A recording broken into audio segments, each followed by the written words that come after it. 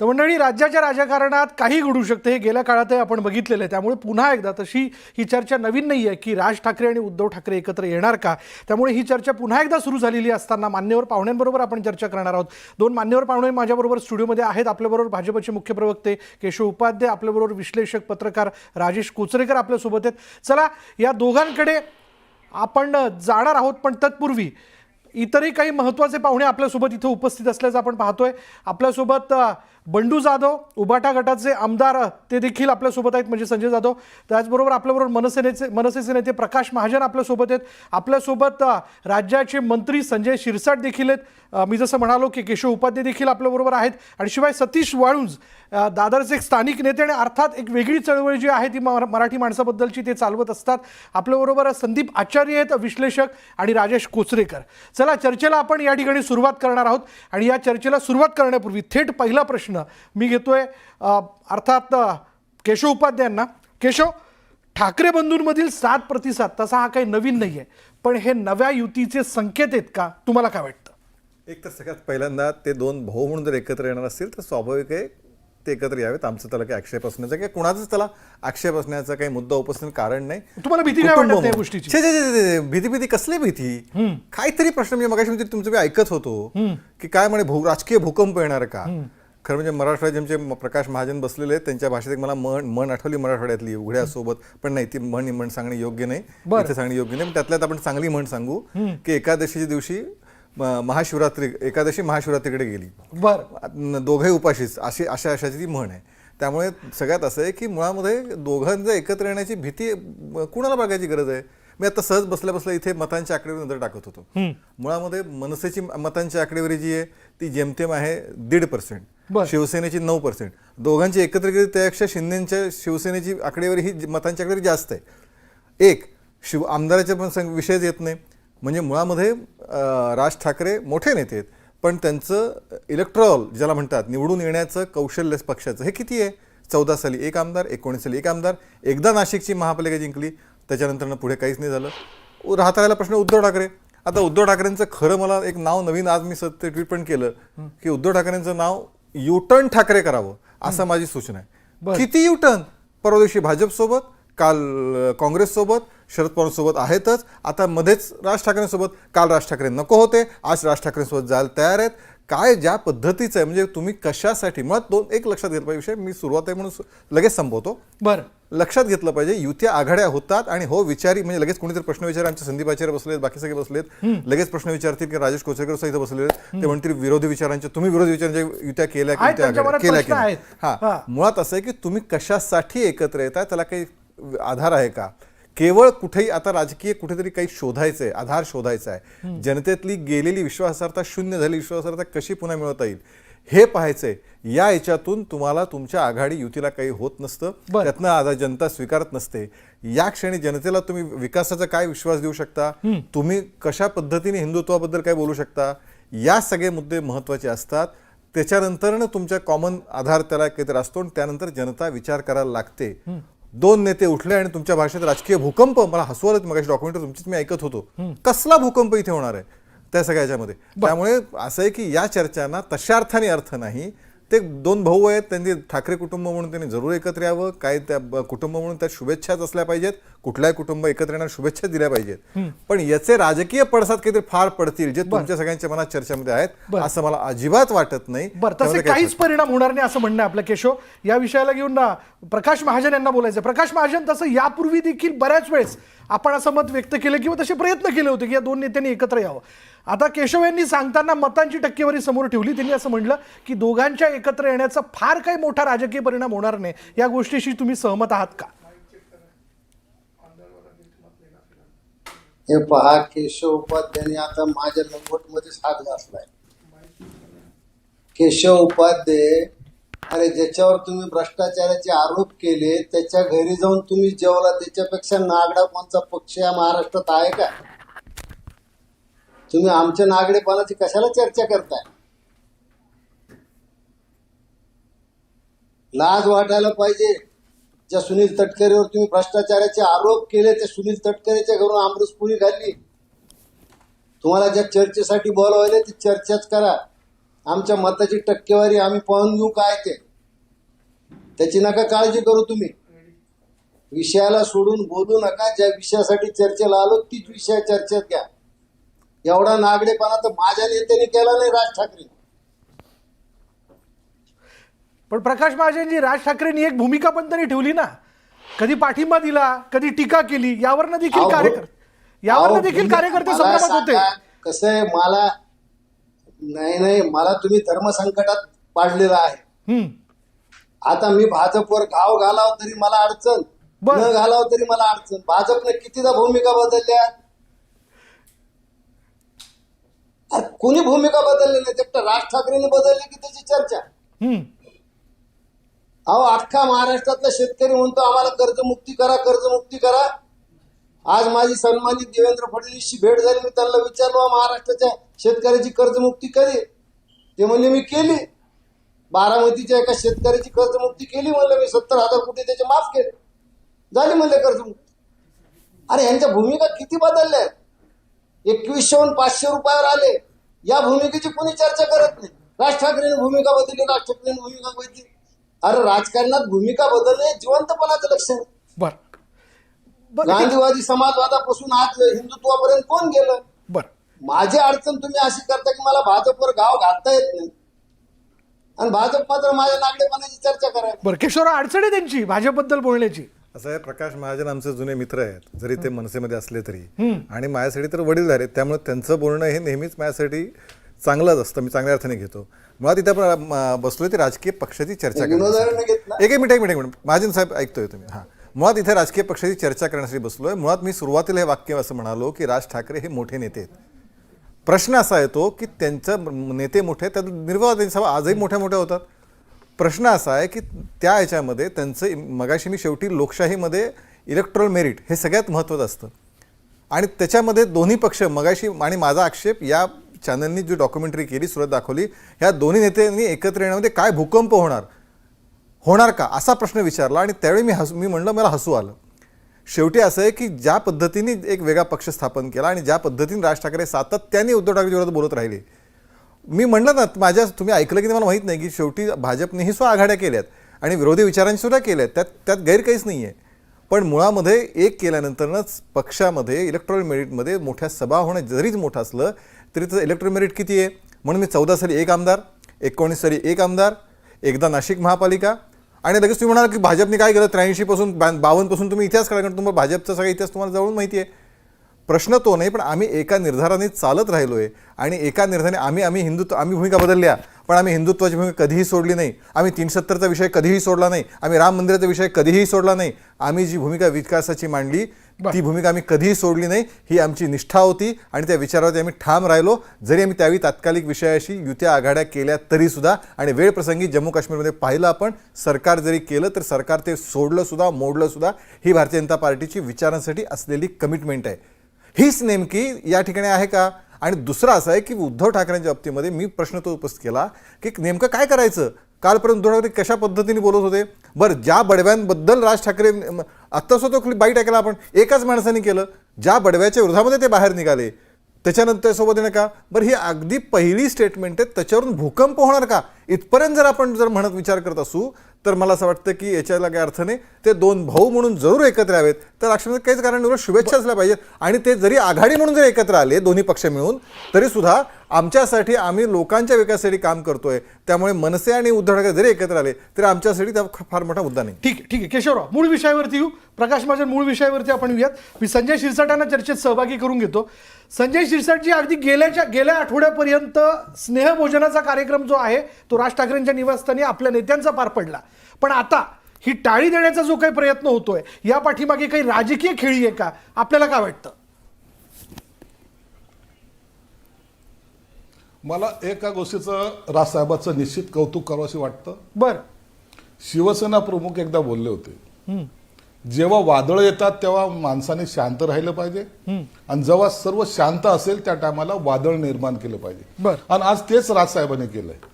आज त्यांनी एक वादळ उठून टाकलं आणि चर्चेला वाव, आता सर्वांना वाव दिलेला आहे. करा चर्चा तुम्ही. एक तुम्हाला सांगतो की जरी राजसाहेबांनी आज सांगितलं असलं तरी उद्धव ठाकरे हे त्यांच्याशी युती करणार नाहीत, हे तुम्हाला मी ठामपणे सांगतो. कारण त्याची अशी आहे, एक तर त्यांनी आता बोलल्याबरोबर पहिल्यांदा उद्धव साहेबांनी काही प्रतिक्रिया दिली. काय सांगितलं? शिवाजी महाराजांची शपथ घेऊन या. म्हणजे पहिलं स्पीड ब्रेकर टाकायचं काम त्यांनी ऑलरेडी केलेलं आहे. आणि त्यांचे जे काही सहकारी आहेत, जे मान्यवर आहेत, त्यांना तर हे नकोच आहे. त्यांना हे नकोच आहे, कोणत्याही परिस्थितीत नको आहे. कारण की जर असं जर घडलंच तर मग बाकीच्यांचं पोटपाण्याचं काय होईल? कुणालाही विचारा. उद्धव साहेबांचं त्यांच्याबरोबर असलेले 4 चौकडी ते कोंडाळं जे आहेत त्यांनी केलेले हे सर्व प्रकार आहेत. आणि त्यांना मुळामध्ये राजसाहेबाबरोबर जायचं तर पहिला प्रश्न मग स्वतःच्या मनाला विचारावा लागेल. राजसाहेबाबरोबर जायचंय, मग काँग्रेस सोडायची का, मग राष्ट्रवादी सोडायची का? आणि राजसाहेब जर आपल्याबरोबर युती करत असतील किंवा करायचा प्रयत्न केला तर आपण राजसाहेबांना ते मान्य होईल का? हे सगळे प्रश्न राहणार, निर्माण होणार आहेत. म्हणून आजच्या घडीला प्रथमतः त्यांची चर्चा होऊ द्या. आज त्याच्यात आपण एक अंदाज लावायचा प्रयत्न करतोय, काय घडेल. मग हे दोघ जण एकत्र आल्यानंतर राजकीय काय भूकंप होतील, काय काय नवीन घडेल, या सर्व चर्चा आहेत, निश्चित आहेत. परंतु पहिलं यांची बैठक तर होऊ द्या. आपण सर्व मनाचंच आपण विश्लेषण करायला सुरुवात केलेली नाही. आता काय खरंच काय होईल? काहीही होणार नाही. त्यांची चर्चा कधी होईल, याचा मुहूर्त कधी लागेल, हे प्रश्नचिन्ह आहे. म्हणून चर्चाशिवाय, चर्चा झाल्याशिवाय आता राजसाहेबांनी पहिल्यांदा केलंय अशातला भाग नाही. राजसाहेबांनी टाळीचा प्रयोग केला, तो अनसक्सेस राहिला. राजसाहेबांनी इव्हन नातं जपायचा प्रयत्न केला. लीलावतीमधून राजसाहेबांनी उद्धव साहेबांना घरी आणलं, त्याच्यानंतर ते नातं जवळ यावं असा प्रयत्न झाला होता. ते नाही ऐकलं. मनोहर जोशी सरांसारख्या ज्येष्ठ नेत्यांनी ही कित्येंदा हाक दिलेली आहे की हे दोघं भाऊ एकत्र आले पाहिजे. आणि हे सर्व शिवसैनिकांची सुद्धा इच्छा होती, असं नाहीये, सर्वांचीच. आमची सुद्धा इच्छा त्यावेळेला होती की एकत्र आले पाहिजेत. आणि ते काय झालं, त्याचा परिणाम मनोहर जोशीला त्या स्टेजवरून खाली उतरावं लागलं. म्हणून ही घटना घडेल किंवा याचा पुन्हा चांगला ज्याला काय म्हणता येईल आउटपुट निघेल, आत्ताच्या घडेल तरी सांगता येणार नाही. राजेश कोचरेकर, थोड्या वेळपूर्वी प्रकाश महाजन आणि केशव उपाध्ये बोलत असताना तुमच्या चेहऱ्यावरती स्मित हास्य होतं.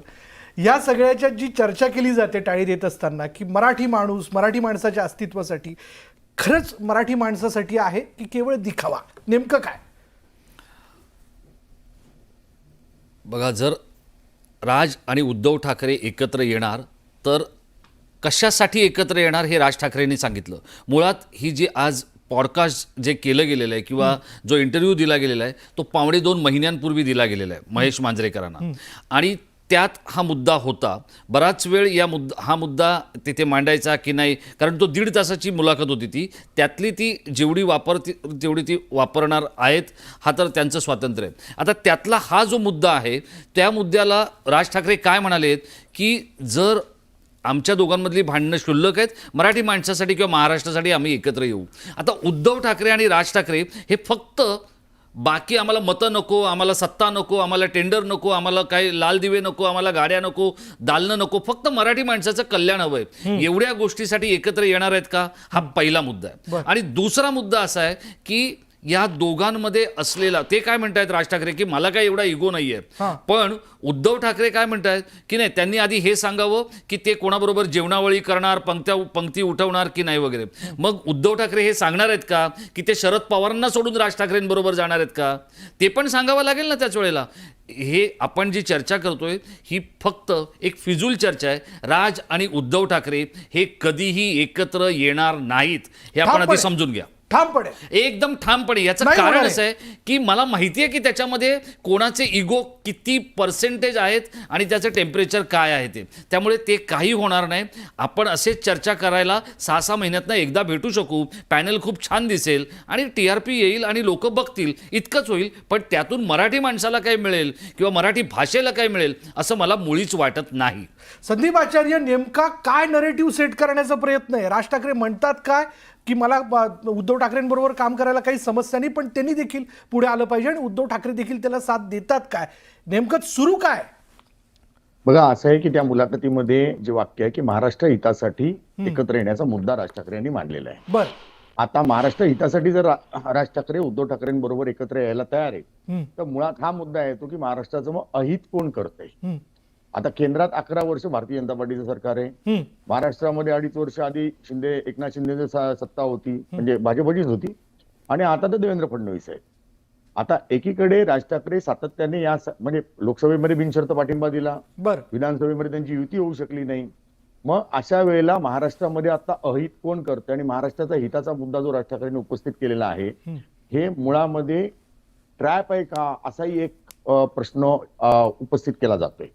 पण तरीही हे सगळं बदलून सुद्धा समजा आजच्या परिस्थितीमध्ये अजून महापालिकेची निवडणूक नाही, आता महानगरपालिकेच्या निवडणुकीचा मुद्दा येईल, ती कधी होणार कोणालाच माहित नाही.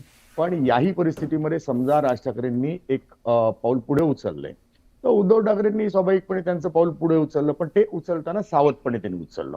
त्यांनी जे मुद्दे मांडले की बाबा नो, की तुम्ही मग भाजप आणि या संदर्भात काय भूमिका घेणार, शिंदेबरोबर काय भूमिका घेणार, ही भूमिका विचारण्यामध्ये उद्धव ठाकरेंचं काही चुकलंय का. तो कारण तुम्ही एकीकडे असं म्हणताय आमच्यातले मुद्दे किरकोळ आणि महाराष्ट्र हितासाठी एकत्र येऊया, बरोबर. मग तू आणि मी जर एकत्र येणार असू तर मग भाजप आणि एकनाथ शिंदेना थोडं दूर ठेवावंच लागेल ना.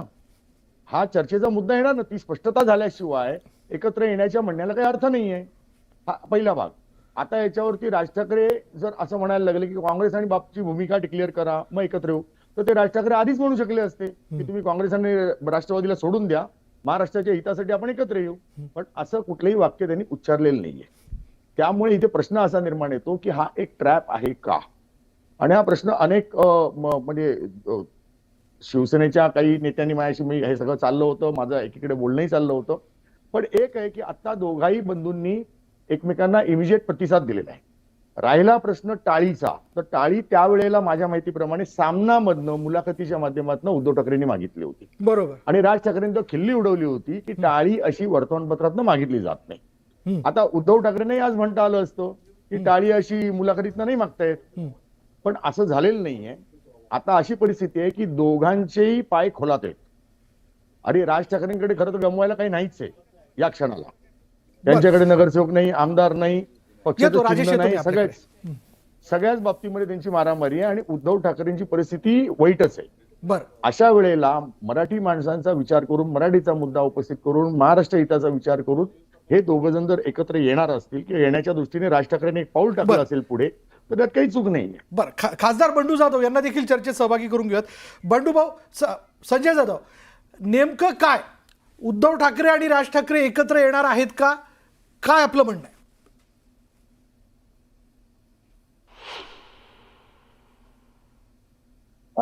बोला. बोला बोला संजय भाऊ. माझा प्रश्न असा आहे की उद्धव ठाकरे आणि राज ठाकरे एकत्र येण्याच्या संदर्भात दिवसभर जी चर्चा होताना दिसते, त्या उभाटा गटाचे नेते खासदार म्हणून आपलं काय म्हणणं आहे? नाही, माझं मत असं आहे की ठाकरे परिवार जर एकत्र होत असेल तर बाकीच्या पोटात दुखायचं काही कारण नाही ना. आता भारतीय जनता पार्टीच्या बाबतीत केशव उपाध्याय ज्या भूमिका बोलतात की उद्धव ठाकरे प्रत्येक वेळी भूमिका बदलतात, अरे तुम्ही आम्हाला सांगाव का, म्हणजे आपलं घ्यायचं झाकून आणि दुसऱ्याचं बघायचं वाकून, हे कुठपर्यंत करायचे तुम्ही. तर मुक्ती मोहिमेत सुद्धा तुम्हाला चालली. या देशामधल्या प्रत्येक पक्षासोबत तुम्ही युती केली आणि जेव्हा काम संपलं की त्याला संपवण्याचं काम तुम्हीच केलं. एकीकडे हिंदुत्व म्हणायचं, पण हिंदुत्वासाठी कधी रस्त्यावर उतरून 2 काट्या खाल्ल्या का आपण?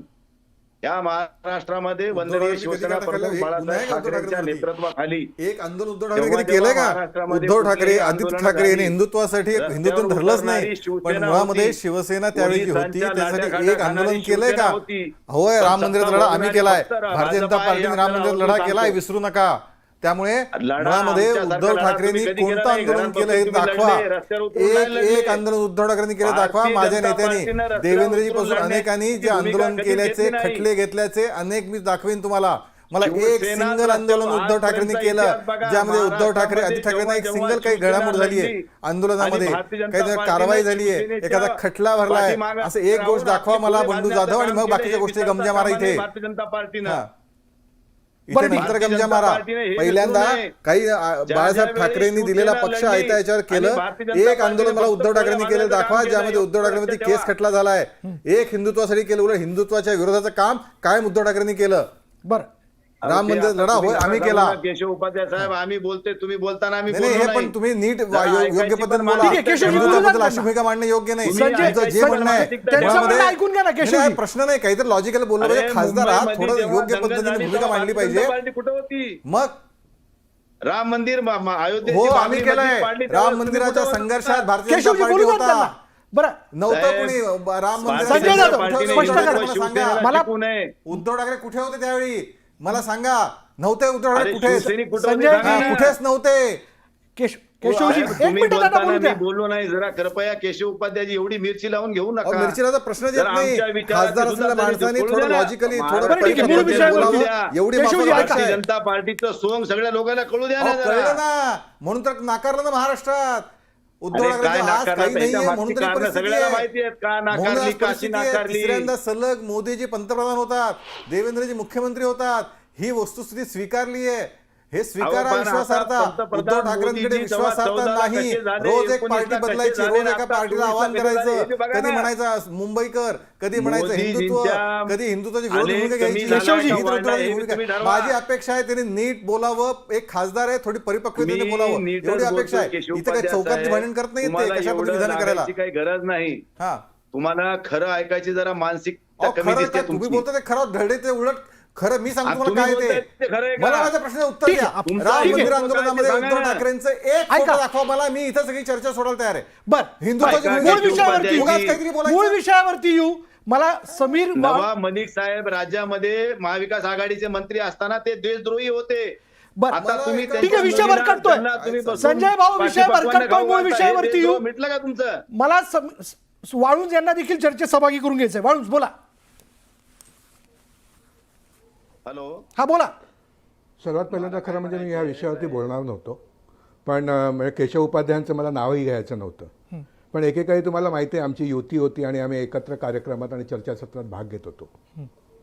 अशा वेळेला एक चर्चा चालू असताना मूळ विषय सोडून केशव उपाध्यायांनी भाजपच्या बाबतीत होता आणि तो विषय भरकटावायला सुरुवात केली. मी म्हटलं उपाध्याय साहेब, म्हटलं मधल्या वेळामध्ये की ज्या वेळेला म्हटलं तुम्हाला संधी मिळते आहे बोलायची आणि तुमची बाजू मांडायची, विषय का भरकटवत आहे. बर मला त्यांनी त्यावेळेला सांगितलेलं उत्तर सांगतो की ज्या वेळेला चर्चा आपल्या विरोधात जाते असं वाटतं त्या मुळात विषय तुम्ही असाच मी कधी भरकटून भेटलो द्यायचा नाही, असतो कधी आणि बोललो चर्चेची नाही. तोंडी वाट वाक्य टाकू नका. वाळून साहेब एक असो. मिनिट. माझ्या तोंडी वाक्य टाकायची नाही. मी तुम्ही मी ते- कधीही ते भेटलेलो आहे. नाही. क्लिप्स आहे तो. नाही नाही, क्लिप्स तुम्ही आहे. मला कधीही भेटलेलो नाही. वाटेल ती विधान तुम्ही क्लिप्स टाकता. तुम्ही आहेत, इथल्या अनेक इथे क्लिप्स आहेत. इतकं खोटं बोलताय. जाऊन दे, सोडून द्या. कशासाठी सोडून खोटं द्या. बोलताय तुमच्या बाजूने तुम्ही? मी तुमच्यापेक्षा आयुष्यात फार कधीही छोटा माणूस भेटलो आहे नाही, मी. बोललो नाही. वाटेल ते खोटं बोलू खोटं नका. बोलता तेच आहे. अहो, खरं कसलं खरं खोटं बोलण्याचा बोलायचं मक्ता, बोला. खरं एक बोलण्याचा मिनिट. मी कधीही हे विधान केली नाही. ज्या मुद्दे माझं आजही बंडू जाधव बद्दल यांना- म्हणणं आहे यांना- त्यांनी मुद्द्यावरती यांना बोलावं. बोलायचं थांबवा, इथे मग तुम्ही मी सुद्धा बोलतो. खोटं बरं, ठीक बोलून आहे. चर्चा भरकरू नका. केशवजी, तुम्हाला जे केशवजी. मुद्द्यावरती- एक मिनिट. माझ्या बोलू तोंडी द्या, वाक्य बोलू टाकतात. द्या, एक बोलू द्या. मिनिट. माझ्या तोंडी ते विधान टाकतात ते मला चालणार नाही. एक मिनिट. ह्या माणसाला मी कधीही भेटलो नाही. मी हा, सांगतो तुम्ही जे त्यांना, चर्चा मी केली सांगतो केशवजी, मी सांगतो केशवजी. वाटेल त्या बडबड करायची येऊन. सतीशजी बोला, मुद्दा पूर्ण करा. मूळ मुद्दा आहे राज ठाकरे उद्धव ठाकरे एकत्र येणार का, त्यावरती बोलूया. चला. त्यांचं बोलणं झालं, ते मध्ये हो. बोलणार नाहीयेत. बरोबर, बोला बोला माझ्या बोला. तोंडी- ते मला आम्ही माझ्या एकत्र तोंडी विधान कार्यक्रम टाकायची केले नाही. की नाही, तुम्ही क्लिप्स काढून बघा. एनिवे जाऊन द्या. बरं, ठीक आहे, ते जाऊ द्या. एक आपण सगळ्यात मूळ मुद्दा. पहिल्यांदा आता सगळ्यात पहिल्यांदा मूळ मुद्द्यावरती येऊया. आज राज ठाकरेंनी एक स्टेटमेंट केलं आणि त्याच्यावरती ह्या चर्चा सगळ्या चालू आहेत. पहिल्यांदा म्हणजे उद्धव ठाकरे आणि राज ठाकरे एकत्र यावेत ही मुवमेंट सुरू झाल्यापासून पहिल्यांदा राज ठाकरेंनी दिलेल्या मांडलेल्या मुद्द्यावर उद्धव ठाकरेंनी इमिजिएटली प्रतिक्रिया दिलेली आणि पॉझिटिव्ह सकारात्मक प्रतिक्रिया दिलेली आहे. शेवटी काय आहे की ही मराठी मनातल्या म्हणजे मराठी जनमानसातली भावना आहे या दोघांनी एकत्र यावं म्हणून. तुम्हालाही माहिती आहे की गेली अनेक वर्ष मी ते प्रयत्न केले, नंतर मी ते प्रयत्न सोडून दिले, कारण शेवटी ह्या सगळ्या गोष्टींमध्ये फायनान्शियल इन्व्हॉल्वमेंट एवढी होते की ते आंदोलन चालवणं कठीण होऊन जातं आणि त्याच्यामुळे मी बाजूला झालो होतो. आज विषय निघालात, तुम्ही मला बोलवलात म्हणून मी बोलतोय. एक अतिशय चांगली पॉझिटिव्ह डेव्हलपमेंट आहे. मराठी माणसाच्या मनामध्ये आजही असं आहे की दोन ठाकरे बंधूंनी एकत्र यावं आणि ते एकत्र आल्यानंतर बरं. नक्कीच काहीतरी बदल घडेल. नक्कीच बदल घडेल. तो किती प्रमाणात घडेल हा नंतरचा विषय आहे, पण तो घडेल एवढं नक्की. आणि दुसरी गोष्ट म्हणजे ह्या विषयावरती चर्चा करताना दोघंही बंधू सक्षम आहेत. त्या दोघं काय बोलतात आणि निर्णय घेतात तो निर्णय शिवसैनिक आणि शिवसेनेचे इतर नेते नक्की फॉलो करतील. माझं सांगणं असं आहे की अजूनपर्यंत युतीसाठी मी प्रयत्न करत होतो वगैरे वगैरे सगळं ठीक आहे, पण मी आता म्हणतोय तुम्हाला जर एकत्र यायचं असेल ना तर पक्ष बाजूला ठेवून एकत्र या. बर पुन्हा एकत्र या, पुन्हा एक पक्ष म्हणून लढा, तर त्याचे चांगले परिणाम, कारण काय युतीचे परिणाम आपण बघितले. युतीमध्ये पुष्कळदा निवडून आणण्यापेक्षा आपल्याला पलीकडच्या अलायन्समधला उमेदवार पाडता कसा येईल याचे जास्ती प्रयत्न केले जातात, कारण सत्ता कोणाची येते हा प्रश्न असतो. तर ते होऊ नये म्हणून मी पहिल्यापासून आज सांगत आलेलो आहे की युती नको आहे आम्हाला. आता येण्याचं असेल तर तुम्ही एकत्र या. तुम्ही मनापासून ठरवलं तुम्ही इतकंही मान्य केलेलं आहेत की जे प्रश्न आहेत किंवा जे मतभेद आहेत ते किरकोळ आहेत. हे पहिल्यांदा होतं आहे, हे पहिल्यांदा होतं आहे. ह्या किरकोळपणाची तुम्हाला जाणीव झाली, अतिशय चांगलं आहे. मराठी माणूस आज आनंदी आहे, आशावादी आहे की तुम्ही दोघंजणं एकत्र याल आणि मराठी माणसाचं काहीतरी भलं कराल. आणि तो एकच प्रश्न ठेवा, बाकी हे हिंदुत्व हे विषय बाजूला राहून देत आहेत. हे मोठे पक्ष करतात, करून देत त्यांना, आपल्याला काही त्याची गरज नाही आहे. तर मराठी म्हणून एकत्र या आणि मराठी माणसाच्या भल्याचा विचार करा. मराठी माणूस तुमच्या पाठीची. आज ठाकरे ह्या नावावरती मराठी माणसाने मनापासून प्रेम केलेलं आहे. बरं, तुम्हाला त्यांनी ॲक्सेप्ट केलं, बाळासाहेब होतेच, त्याच्यानंतर तुम्हाला ॲक्सेप्ट केलेलं आहे, तुमच्या मुलांनाही ॲक्सेप्ट केलेलं आहे. ह्याचा विचार करा आणि एकत्र या, हेच माझं सांगणं राहील. बाकीच्या राजकारणामध्ये इलेक्टोरल मेरिट अमुक ह्या गोष्टीत मला पडायचं सुद्धा नाही. बरं, ठीक आहे. हां, केशव बोला. नाही, मुळात पहिली गोष्ट लक्षात घ्या, मी ह्या चर्चेची सुरुवात माझ्यापासून केली आणि त्या चर्चेची सुरुवात करताना मी हे म्हणालो की त्या दोन भावांनी एकत्र यावं, त्याला आमच्या शुभेच्छा. ही पहिली भूमिका माझी मांडली. दुसरं मी त्यामध्ये मी शेवटी राजकारणातला एक विद्यार्थी आहे आणि राजकारणातला विद्यार्थी शेवटी दोघे काही समाजकार्य करण्यासाठी, दोघांचे राजकीय पक्ष आहेत आणि दोघांचे राजकीय पक्ष असल्यामुळे ते काही समाजकार्य करण्यासाठी येणार नाही आहेत. शेवटी विनिंग ज्याला इलेक्ट्रॉनिक मेरिट म्हणतात ते बघितलंच जातं. ते मी विश्लेषण करण्याचा प्रयत्न केला आणि त्याच्याही पलीकडे म्हटलं की दोघंही आल्यानंतर ना भूकंपावर काही होणार नाही, ही वस्तुस्थिती आहे. आता ही चर्चा मी माझ्या तोंडी काहीतरी वाक्य टाकायची, मी चर्चा भरण्याचा प्रयत्न करायचा. मुळात बंडू जाधवांचा बद्दल आक्षेप असा होता की त्यांनी याच्याबद्दल, मी स्वतःहून पहिल्या चर्चा सांगितलं की होय आम्ही आघाड्या केल्या, होय मुफ्तीपोत आम्ही गेलो, पण आम्ही आमच्या भूमिकेपासून ढळलो नाही. आम्ही राम मंदिराचा प्रश्न सोडला नाही, आम्ही 370 सोडलं नाही. मी मगाशी लिस्ट वाचून दाखवली, कारण आम्ही आमच्या विचारांशी कमिटेड होतो. असं उद्धव ठाकरेंच्या बाबतीत झालं नाही. हे बंडू जाधवांबद्दल मला सांगायचं होतं. बंडू ते मला सांगायचं होतं की उद्धव ठाकरे कुठल्याच भूमिकेत ठाम राहिले नाही आहेत. त्यांनी कधी आपली मुंबईची वेगळी त्यांनी सुरू केली, ज्यामध्ये भैयांसोबत त्यांनी संमेलनात गेले होते. गुजरात्यांसोबतचे इकडे गुजरातने विरोध करायचा, मात्र वळीमध्ये मात्र केमछो म्हणून बोर्ड लावायचे गुजराती. या पद्धतीचं जे विरोधाभासी धोरण उद्धव ठाकरेंनी सातत्याने राहिलं, कधी यांच्यासोबत कधी त्यांच्यासोबत आणि त्यातनं विश्वासार्हता गेली, हे मी मांडण्याचा प्रयत्न करत होतो. मेन या मुद्द्यावरती मी मांडणी करण्याचा प्रयत्न करत होतो. त्यांनी मांडावं एवढंच माझं म्हणणं आहे. केशव, मुद्दा लक्षात आला. आपण प्रकाश महाजन यांच्याकडे जाऊयात. प्रकाश महाजन, काय नेमकं राजेश कोसरेकर असं म्हणाले की दोघं एकत्र येण्याची सुतराम शक्यता नाही, म्हणजे एक विश्लेषण येते. काय वाटतं की यंदा पुढे काय होऊ शकतं? जे 2014ला आपल्याबरोबर घडलं त्याची भीती यंदाही वाटते का? सर्वप्रथम दोन भाऊ एकत्र आल्यावर काही भूकंप होणार नाही असं ज्यांनी म्हटलं, चर्चेमध्ये किती भूकंप झाला हे आपण पाहिलं. एका युट्यूब चॅनलला दिलेल्या मुलाखतीत राज ठाकरे साहेबांनी हे सांगितलं की महाराष्ट्राचं हित हे माझ्या वैयक्तिक काय ज्याला स्वाभिमानापेक्षा, अभिमानापेक्षा, अहंकारापेक्षा मोठं आहे आणि महाराष्ट्राच्या हितासाठी मी उद्धवजीवर एकत्र यायला तयार आहे. बर, आता कुठंतरी उद्धव सेनेचा असा गैरसमज झाला की आता राज ठाकरे खूप अडचणीत आहेत आणि ते आमच्याशी टाळी वागतायत, 2 हात पुढे केलेत. मग त्यांनी एक अटीची जंत्री वाचायला सुरुवात केली. आता मला सांगा, महाराष्ट्र हित पाहायचंय तर तुम्ही अटी का घालता? आम्ही तर काही अटी घातल्या नाहीत ना. तुम्ही अटी घालायला काय सुरुवात केली की शिवाजी महाराजांची शपथ घ्या, चोरांच्या सोबत जाणार नाही. बर, शिवाजी महाराजांची शपथ घ्या, तुम्ही घरी कुणाला जेवायला बोलवणार नाही. मला सांगा, एकनाथ शिंदे आणि अबू आझमीची काही तुलना होऊ शकते का? अबू आझमी कुणाच्या घरी गेले?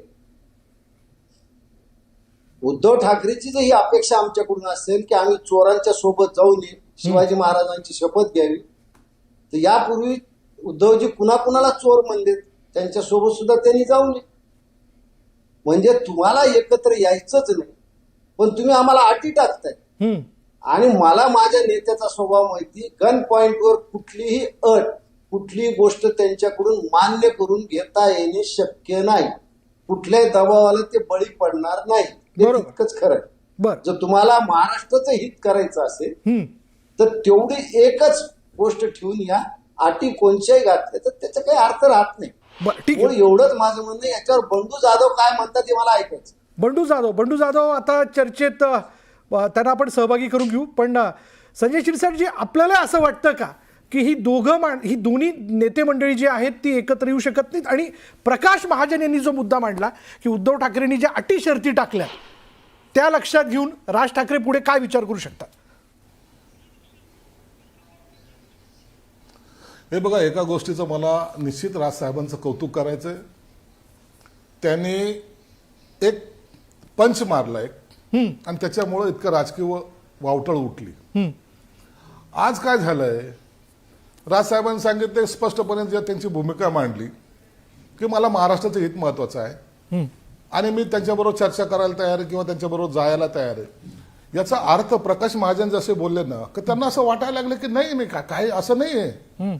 मग आपला तर सगळा अग्रीमेंटचा मसुदा तयार करणारे त्यांचे आहेत, जे बाकीचे आहेत ना ते किचन कॅबिनेट, ते केलं की साहेब असं केलं तर असं होईल, असं केलं तर असं होईल. मग राजसाहेब जर आपल्याबरोबर जर आलेच तर मग आपलं वजन कमी होईल, कारण की राजसाहेबांचं भाषण ऐकायला लोक येतात. मग साहेब आपल्याला त्याचा अडचण होऊ शकते. हे सगळे मुद्दे जे ना कान टोचणारे, कान चावणारे ज्याला म्हणतो, ते आजूबाजूच्या त्यांनी चर्चा सुरू केली. आतापर्यंत तरी आणखीन त्यांचे स्टेटमेंट आले नाही. तुम्ही उद्या बघा, सगळं त्यांचे स्टेटमेंट यायला सुरुवात होतील. आम्ही राजसाहेबांच्या बरोबर जाणार का नाही जाणार याचा निर्णय उद्धव साहेब घेतील, परंतु आम्हाला ते आवडणार नाही असं इथपर्यंत ते जातील. एक लक्षात घ्या, यांना नाही करायचं. मी तुम्हाला आताही सांगतो, राजसाहेबांनी काही भूमिका जरी घेतली तरी उभाट्याला त्यांच्याबरोबर जाणं शक्य नाही, कारण त्यांचा पक्ष आता ते स्वतः चालवत नाहीत, ते शरद पवार साहेब चालवत आहेत, ते काँग्रेस चालवती. आणि मग त्यांची जी अडचण आहे ना मुळामध्ये, त्यांना सोडून इकडे जाणं आणि पुन्हा राजसाहेबांच्या भूमिकेची समरस होणं हे त्यांना पटणार नाहीये. म्हणून मला वाटतं ही फक्त आज चर्चा राहील. यांची दोन्ही भावंड एकत्र आलं पाहिजे हे जरी मनोमन जरी वाटत असलं तरी त्यांची युती होणं शक्य नाही. बरं, नाही, हा मुद्दा आहे बरं का राजेश, की जर राज ठाकरे आणि उद्धव ठाकरे एकत्र येत आहेत तर महाविकास आघाडीचं काय होणार? महाविकास आघाडीपेक्षा आता ते काय म्हणतात की मराठीच्या हितासाठी एकत्र यायला पाहिजे. बरोबर आहे, मराठीच्या हितासाठी, मराठी अस्मितेसाठी एकत्र यायला पाहिजे. आणि ते म्हणतात की भाजप आणि शिंदेंना बाजूला ठेवा. मग शिंदे काय इस्लामाबादमधून आलेत का? देवेंद्र फडणवीस कराचीमधून आलेत का? आशिष शेलार व कुठून तरी अजून अफगाणिस्तानमधून आलेत का? म्हणजे त्यांना बाजूला ठेवा आणि युती करा. ते मराठी नाही आहेत का? पण हे का नाही सांगत ही सगळी मंडळी की मराठीचा अजेंडा जो काय, हे सुरू कुठून झालं? हिंदी भाषेकडून मराठीची होणारी गळचेपी. मूळ मुद्दाच आपण बाजूला थोडा ठेवलेला आहे की हिंदी सक्तीचं करतोय आपण आपल्या शिक्षणामध्ये आणि पहिलीपासून हिंदी सक्तीचं होणार आहे, याच्यावरून हे सगळं सुरू झालं. आणि ते एका बाजूला आंदोलन सुरू आहे. या आंदोलनामध्ये उद्धव ठाकरेंची आज शिवसेना का मनसेच्या बरोबरीने उतरली नाही? कारण ज्यावेळेला उद्धव ठाकरे भाषण करत होते आज कामगार सेनेच्या मेळाव्यामध्ये, तेव्हा तिथे बसलेल्या मंडळींना माहीत नव्हतं की बाहेर काय चाललंय आणि बाहेर ब्रेकिंग काय चालले आहेत, राज ठाकरे काय बोलत आहेत हे माहीत नव्हतं. हे उद्धव ठाकरेंनी सांगितलं की तुम्ही बाहेर जाल त्यावेळेला तुम्हाला दिसेल की काय चाललंय आणि मी काय म्हणतोय ते, मी पण एकत्र यायला तयार आहे. पण मुळात जर एकत्र यायचं आहे तर मग अटी आणि शर्ती या उद्धव ठाकरेंनी तशा न ठेवता थेट मी मुंबईसाठी किंवा महाराष्ट्रासाठी आणि मराठी माणसासाठी एकत्र येतो असं त्यांनी म्हणायला हवं होतं.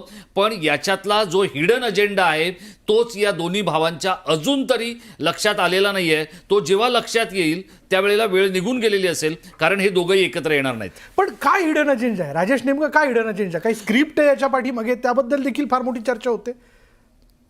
बघा, भाजपने आजपर्यंत छोट्या राज्यांचा आग्रह धरलेला आहे. बरं, जेव्हा जेव्हा आपण पाहिलं की छोटी राज्य निर्मिती करावी आणि विदर्भाची जी काही मागणी आहे ही गेली अनेक वर्ष सुरू आहे. त्यासाठी एक वेगळं आंदोलन केलं जातं आहे, सगळं होतं आहे. आता ह्या हिंदीचा सक्तीचा जो काय मुद्दा आहे हा वेगळ्या विदर्भाची नांदी आहे. ही आता कोणीच कबूल करणार नाही आहेत किंवा ते म्हणणार नाही हे काहीतरी चुकीचं बोलतायत वगैरे वगैरे असं म्हणून उडवून लावण्याचा प्रयत्न होईल. पण हा जो काही मुद्दा आहे किंवा हा जो हिडन अजेंडा आहे याच्यावर ना आता शिंदे बोलणार आहेत ना ठाकरे बोलणार आहेत. जर ते बोलणार असतील तर त्यांनी मराठी भाषेसाठी आणि महाराष्ट्राच्या अस्मितेसाठी हे सांगावं ना की नाही, राज ठाकरे जसे आहेत तसे आणि उद्धव ठाकरे जसे आहेत तसे आम्ही एकत्र येऊ आणि मराठी माणसासाठी बोलू. पण ते नाही होणार, कारण या दोघांनाही पॉलिटिकल अजेंडा सुद्धा आहे. बरं, प्रकाश येतो केशव, येतो मी आपल्याकडे. प्रकाश महाजन, काही हिडन अजेंडा आहे असं आपल्याला वाटतं का? कारण तशी देखील चर्चा या सगळ्या वातावरणात दिवसभर होते. कसं आहे, राज ठाकरे एक वाक्य बोलून गेले, लोक आता त्याचे वेगवेगळे अर्थ आपापल्या परीने काढतात. आमच्या दृष्टीनं कुठलाही छुपा अजेंडा याच्यात नाहीये. आमच्या दृष्टीनं महाराष्ट्राचं हित, मराठी माणसाचं हित, हिंदूंचं हित हाच आमचा उघड आणि छुपा दोन्ही एकच अजेंडा आहे. नाही, पण आत्ताच कसं ते हित आठवलं, ही देखील एक मोठी चर्चा आहे ना. बोलून गेले म्हणजे त्यांना मनापासून वाटत नाही का एकत्र यावं? नाही, हे पहा, त्यांना मनापासून वाटतं म्हणते त्यांनी कोणची आट घातली नाही. आता समोरच्याला आटीच घालत असले तर हे कसं काय शक्य? आणि महाराष्ट्राच्या हिताच्या विरुद्ध राज ठाकरे कधी वागले तुम्ही तरी सांगा मला. आता सुद्धा सत्ताधारी पक्षाशी एवढे चांगले संबंध असून हिंदीच्या बाबतीत आम्ही कणखर भूमिका घेतलेली की आम्ही सक्तीच्या हिंदीला विरोध करणार. बरं, प्रकाश महाजनजी, पण पाडव्याच्या दिवशी त्यांनी भाजपला साथ घातली. त्याच्यानंतर गेल्या आठवड्या आपण जर पाहिलं तर स्नेहभोजनाचा कार्यक्रम झाला आणि आता पुन्हा अशा पद्धतीचं हे वक्तव्य समोर येत आहे. यावरनं एक संभ्रम नाही का तयार होते? भाजप नाही, संभ्रम ज्याच्या मनात असेल त्याच्या असेल. पण बरं. पाडव्याच्या दिवशी साहेब काय म्हणले, एवढं चांगलं महाराष्ट्राचं राज्य देवेंद्रजी तुमच्या हातात आहे, महाराष्ट्रासाठी चांगलं करा, मराठी माणसासाठी चांगलं करा, माझा तुम्हाला पाठिंबा असेल. बरं, यात ते वावगं काय बोल. आणि मला एक सांगा, मला नेहमी असा प्रश्न वाटतो की आताच पत्रकार कोचरेकर म्हणले की एकनाथ शिंदेला घरी जेवायला बोलवणं हे आबू आजमीला घरी बोलवल्यापेक्षा कितीतरी चांगले. एकनाथ शिंदे आमचा आहे, मराठी माणूस आहे तो. आणि राज साहेबांचं आणि त्यांच्या पत्नीचं कौतुक करायला पाहिजे. त्यांच्या मुलाच्या विरुद्ध कॅन्डिडेट उभा असून सुद्धा मोकळ्या मानाने त्यांचं स्वागत केलं. ही तर मराठी संस्कृती आहे. नाही, बरं, संजय शिरसाट, पण आम्ही कुणाला भेटावं कुणाला न भेटावं याच्या अटी म्हणजे अजून तर काही ठरलंच नाही. एकत्र यायचे सुचार तर तुम्ही आम्हाला अटी घालू लागली. संजय आणि मला शिरसाट, असं वाटतं की राजसाहेब या अटी कधीच मान्य करणार नाही. बरं, बघा, मुलाला पाडून सुद्धा राज ठाकरेंनी आमंत्रण दिलं होतं बरं नेत्यांना. बघा, एक लक्षात घ्या की ही संस्कृती आहे. जेव्हा एकनाथ शिंदे साहेब मुख्यमंत्री होते, राजसाहेब त्यांच्याकडे गेले नाहीत का? त्यावेळेला जेवण झालं नाही का? देवेंद्र फडणवीस साहेब अनेक वेळा गेले नाहीत का? जेवण झालं नाही का? अहो, हे जाऊ द्या. शरद पवार साहेब मासे खाण्यासाठी बाळासाहेबांकडे जायचे ना घरी, का नव्हते जात? जात होते का नाही? म्हणजे अनेक वेळा, एक वेळा नाही, अनेक वेळेला. म्हणून हे जेवणावळी किंवा एखाद्याशी संबंध ठेवणे, राजकीय तुमचे विचार आणि वेगळे असू शकतात, मतभेद वेगळे असू शकतात, परंतु नातं तोडू नये. आणि मला वाटतं ही भूमिका आज त्या राजसाहेबांनी घेतली. आता तुम्ही बघा, मी पहिल्या आता दुपारपासून सांगतोय ही युती होणार नाही. कारण की हे एवढे काही आता स्पीड ब्रेकर टाकतील ना. आणि फक्त पण एक गोष्ट आहे, राजसाहेब आज सक्सेस राहिले ते यासाठी की त्यांनी पहिल्यांदा सांगितलं. आता हे जे स्पीड ब्रेकर टाकतील ना, त्यांची होणार आहे गोची. आता त्यांना गोची यासाठी होईल की एवढं सर्व करून सुद्धा, एवढं गमवल्यानंतर सुद्धा हे जर ठिकाणावर आले नाही तर यांचं काय होईल ते देवच जाणे किंवा ते शरद पवार साहेब जाणो. हे दोनच लोक आहेत की जे त्यांचं भविष्य सांगू शकतात. आणि म्हणून आता राजसाहेबांनी आपली भूमिका स्पष्ट केली आणि त्या भूमिकेला चिटकून कोचरेकरांनी अत्यंत चांगल्या पद्धतीने मांडलेलं आहे की तुम्ही नेमकं काय करताय, तुम्ही आता तुमचा अजेंडा काय. त्यांचा वेगळाच आहे, थेरी वेगळी आहे त्यांची. आता भाजप बरोबर जायचं नाही, मग शिंदे साहेबांबरोबर जायचं नाही, आणि तुम्ही फोन करायचे, तुम्ही भेटण्यासाठी त्यांना दावत द्यायची, त्यांच्याकडे जाऊन 3-3 वेळेला अधिवेशन असो का नसो त्यांच्याकडे जाऊन चहा कॉफी प्यायची. तुमचं त्या टायमाला प्रेम कसं होतो येतं? तुम्हाला काय वाटतं? नाही, आमच्याशी त्यांची जवळकीक असावी. मग राजसाहेबांनी कुणावर चहा पिऊ का नाही न पिऊ याच्यावर तुम्हाला वाद घालायचं कारण काय? आमरस खावं का मच्छी खावं, तुम्हाला त्याच्याशी घेणं देणं नाही. तुम्ही राजकीय विषय मांडा ना. बरं, संदीप आचार्य मला यांना वेळ द्यायचा आहे. म्हणजे एकत्र तर यायचं असं म्हणायचं, पण अटी शर्ती घालायच्या. हे स्पीड ब्रेकर या सगळ्याच्यात काय मुळात अडथळे ठरणार का? बघितला तर ते सगळ्या गोष्टी सुस्पष्ट करतात, स्पष्टपणे मांडतात. आता इथे त्यांनी फक्त महाराष्ट्र हिताचा मुद्दा मांडला आणि त्या अनुषंगाने उद्धव ठाकरेंबरोबर ती एकत्र येण्याची त्यांनी एक भूमिका घेतली. आता मग महाराष्ट्र हितासाठी जेव्हा एकत्र येत आहेत, आता दसऱ्याला आपल्या पाडव्याच्या मेळाव्यामध्ये त्यांनी देवेंद्रला एक चांगलं राज्य मिळालं, देवेंद्रजींना सांगितलं, सगळं सांगितलं, चांगलं काम करा, मराठीच्या मुद्द्यावर येतो आम्ही एकत्र वगैरे. मग असं पाडवा ते आतापर्यंत काय घडलं? आणि महाराष्ट्र हिताचा जर मुद्दा संदीप आचार्यजी, हे फक्त अहित कोण करतंय दाखवण्यासाठी केलं जातंय की खरंच या दोघांना मनापासून एकत्र यायचंय? नेमकं काय तुमचं विश्लेषण काय सांगतंय? सरळ सरळ गोष्ट अशी आहे की मनसेला या क्षणाला महायुती आपल्या बरोबर घेणार नाही. बर त्यांच्या ज्या काही डिनर डिप्लोमॅसी पासून सगळ्या गोष्टी झालेल्या आहेत, बरोबर आहे. विधानसभेमध्ये सुद्धा त्यांच्या मुलाकरता सुद्धा जागा सोडली गेलेली नाहीये, बरोबर आहे की नाही. तुम्ही प्रत्येक गोष्टीत दोष उद्धव ठाकरेला देणार. उद्धव ठाकरे लढायलाच बसलेत, ते माहीमची जागा किंवा कुठली जागा सोडायला बसलेले नव्हतेच कधी. आणि जर असतं तर ते आधीच सगळं सांगायला पाहिजे होतं. ऐत्या वेळेला अशा गोष्टी होत नसतात. हा एक भाग झाला. मुद्दा असा आहे की भारतीय जनता पार्टी आणि एकनाथ शिंदे गट जर मुंबई महानगरपालिकेमध्ये एकत्र लढणार असतील महायुती म्हणून, बर तर त्याच्यामध्ये राज ठाकरेंना जागा किती मिळणार आहेत, जागा सोडणार आहेत का? बरं, भाजप तर देवेंद्रजींनी स्पष्टच भूमिका मांडलेली आहे की आम्हाला तर 34 सीट द्यायला नाही, आमच्याच लोकांना बसायला खुर्च्या नाहीयेत. बरोबर म्हणजे मनसेचा विषय तिकडे संपलेला आहे. आता राहिला एकनाथ शिंदेना समजा एक 60-70 जागा भारतीय जनता पार्टीने दिल्या, तर त्या परिस्थितीमध्ये त्यातल्या 30 जागा देणार आहेत का ते? 5 जागा घेऊन राज ठाकरे गप्प बसणार आहेत का? तर या सगळ्या परिस्थितीमध्ये राज ठाकरेंना मिळालेली मतं, त्यांच्या चिन्हापासून सगळ्याचं जे काही झालेलं आहे, त्या सगळ्या पार्श्वभूमीवरती त्यांनी एक नवीन स्टँड घेतलाय. यात काही चूक नाहीये. मराठी माणसं म्हणजे दोन्ही ठाकरे एकत्र येण्याची भूमिका त्यांनी जी मांडलेली आहे, आता ही मांडत असताना उद्धव ठाकरेंच्या बाजूने जर तुम्ही बघितलं तर आतापर्यंत राज ठाकरेंनी ज्या पद्धतीने त्यांच्यावरती टीका केली होती बर किंवा जे जे काही गोष्टी आहेत, या सगळ्या पार्श्वभूमीवर एक सावध पवित्रा त्यांनी सांगितलं की तुम्ही भूमिका स्पष्ट करा. घरी जेवायला येणं नाही ना, हे भलतीकडे विषय घेऊन चालले सगळी नेते मंडळी, कारण ते त्यांच्या सोयीचं आहे म्हणून. बर बर ठीक आहे, आपला मुद्दा भूमिका लक्षात आला. स्पष्ट होती की तुम्ही ही भूमिका स्पष्ट करा. बघा कसं आहे की लग्न मला तुमच्याशी करायचंय हा. आणि डोळा मी तिसऱ्यावर मारतोय आणि फिरायला मी चौथ्यावर जातोय. बर, असं बर, चालू शकतं बर. का राजकारणामध्ये? ठीक आहे, उद्धव केशवराव. ठाकरे नेमकं तेवढंच सांगितलंय, त्याच्यावरती बोलायचं सोडून नाही. सगळे नेते भलत्याच गोष्टी बोलताय. बर बर ठीक आहे, केशवराव. ते असं नाहीये जेवायला 10 वेळा जावं नाही, एकनाथ शिंदेनी त्यांच्याकडे जावं, ह्यांनी त्यांच्याकडे जावं, हा जी. विषयच नाहीये. संदीपजी लक्षात आलं. मुद्दा, मी जर तुमच्याबरोबर युती करायला निघतोय की एकत्र यायला निघतोय, तर तुमच्यावर एकत्र येत असताना मी तिसऱ्यावर डोळा मारायचा आणि चौथ्यावर प्रेम प्रकट करायचं, हे कोण सहन करेल? तर ती भूमिका स्पष्ट करावी एवढीच अपेक्षा उद्धव ठाकरेंनी व्यक्त केलेली आहे. बरं. अनफॉर्च्युनेटली शिवसेनेकडे चांगले प्रवक्ते नाहीयेत, त्यांनी ते तयार केलेले नाहीये. शिरसाट साहेब जेव्हा शिवसेनेमध्ये होते तेव्हा त्यांना बोलायची संधी दिली असती ना, तर चित्रच बदललं असतं. बर बर ठीक आहे, ठीक आहे, आलं लक्षात, आलं लक्षात. केशवराव बोला. नाही, मुळामध्ये असं आहे की मला संदीप आचार्यांचं कौतुक आहे आणि ते खरंच त्यांनी समर्थपणे मुद्दे मांडलेत काही. पण मुळामध्ये असं आहे की जे त्यांनी राज ठाकरेबद्दल बोलतात, खरं राज ठाकरेबद्दल प्रकाश महाजन खंबीर आहेत, पण तीच भूमिका उद्धव ठाकरे आतापर्यंत करत होते. भाजपसोबत राहायचं, काँग्रेसला डोळा मारायचा, राष्ट्रपती निवडणूक ज्यावेळी आली की तिकडे पाठिंबा द्यायचा, आमच्यासोबत वेगळेच उद्योग करायचे, असं उद्धव ठाकरेंचं हेच, त्यातून तर विश्वासार्हता गेली आहे ना. आणि दस्तूर खुद्द एक मिनिट संदीप एक मिनिट आता माझं पूर्ण होऊ द्या ना संदीप. अहो संदीप आचार्य, उद्धव ठाकरेंनी नाही. संदीप आचार्य एक मिनिट पूर्ण होऊ द्या, माझं पूर्ण होऊ द्या ना. असं आहे की त्याच्या मधल्या काळात सुद्धा त्यांनी मधल्या काळामध्ये कशा पद्धतीने, बरं उद्धव ठाकरे मुख्य असताना, प्रमुख असताना शिवसेनेचे त्यावेळच्या, ते राष्ट्रवादी सोबत शरद पवारांसोबत गेले नाहीत का? ही वस्तुस्थिती आहे ना. आघाडी आमच्यासोबत, युती आमच्यासोबत होती, इलेक्शन आमच्यासोबत लढलं, मात्र अचानक ज्या जागांचं काही गणित वेगळं दिसलं की लगेच त्यांनी केलं. ही विश्वासार्हता कुठून येणार आहे? ही विश्वासार्हता कशी आणणार आहेत? दुसरं असं की ज्या पद्धतीने 19 सालचा किस्से, आजच वाटतं मनसेच्या कोणीतरी सांगितलं की कसं त्यांनी पहिल्यांदा सांगितलं आघाडी करू, मग फॉर्म भरायची, फोन बंद घेणं बंद केलं. हेच सगळा जो मनसेचा अनुभव आहे.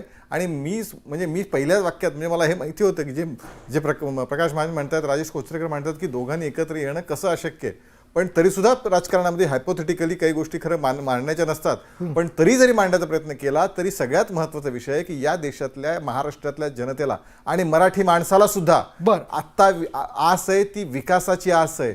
कोण एकत्र येतं, कोण मराठी माणसाला विकास कोण करतं, कोण विकासाची भूमिका घेतं हे कळतंय आणि तो विकासासाठी मतदान करतोय. एक मिनिट. आणि म्हणून यावेळी गेले 19 असेल, 24 असेल, भारतीय जनता पार्टीच्या विधानसभेच्या जागा मुंबईमध्ये असतील, या परिसरामध्ये असतील, या शिवसेनेपेक्षा जास्त होत्या. ही वस्तुस्थिती. आता तर आघाडी युतीच आहे आमची. त्यामुळे या पद्धतीने केवळ विकासाच्या मुद्द्यावर महाराष्ट्रातला मतदार मत देईल. एका त्या 2 ठाकरे मोठं नाव आहे, मोठा ब्रँड आहे, पण त्यांना विकास, त्यांचे रोजच्या रोजगारीचा प्रश्न आहे आणि तो भारतीय जनता पार्टी सोडवू शकतं, हा त्याचा विश्वास आहे. बरं ठीक आहे केशवराव, धन्यवाद. तुम्हाला सगळ्यांचे धन्यवाद, आपण या चर्चेमध्ये सहभागी झालात. मंडळी असं आहे शेवटी की राजकीय पटलावरती काही घडू शकतं. बरं यामध्ये खरंच मनापासून दिल्या गेलेली ही साथ आहे का, की या पाठीमागे काही राजकारण आहे, हे येणाऱ्या काळातच आपल्याला कळू शकेल. तुर्तास तरी चर्चा निर्माण झालेली आहे. त्या चर्चेमध्ये वेगवेगळे पैलू तपासण्याचा आपण प्रयत्न केला. यानंतर इथेच थांबणार आहोत. पहा फक्त न्यूज 18 लोकमत.